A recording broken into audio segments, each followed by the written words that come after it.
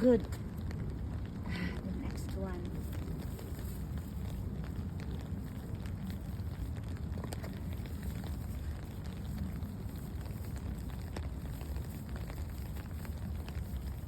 It's so cold.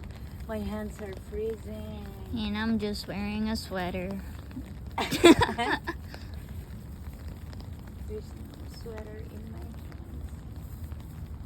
That's why it's freezing.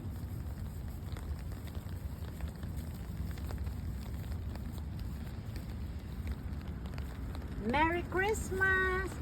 And a Happy New Year.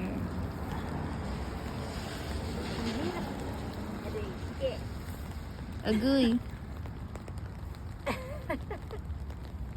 Kanina baga ma'am, habang nag-lunch po kami nila Stelina, ano kami, say ng different words sa languages namin. Tapos? Si Veronica, ano po siya in French. Si Stelina, marunong siyang Italian ng konti. And si Joyce, Arabic siya. Tapos, ang saya niyo na ganun ginagawa niyo. Opo, like, ang random lang, pero nag-translate kami ng words. Natatawa sila.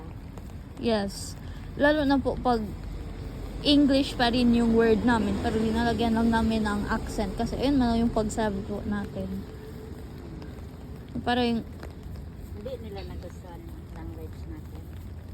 okay po sa kanila. Ano sabi mo? Tinanong nila kung, ano nga yan? Kung anong pizza sa Filipino. Ano sabi mo? Sila nagsabi po, so pizza in different accents po baga. So sabi ko pizza. Ano sabi?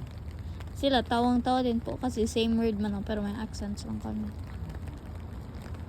But yeah, it was nice. Sa Filipino, sa atin po na English word. Tinatagalog. Tissue. Ano ba ito? Ngayon. Naman ay ito na lang. 1,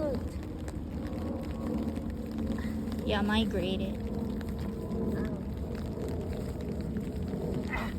Yeah. Well, Choose one spot, Mom. ay, salamat. Malipot doon. Okay na.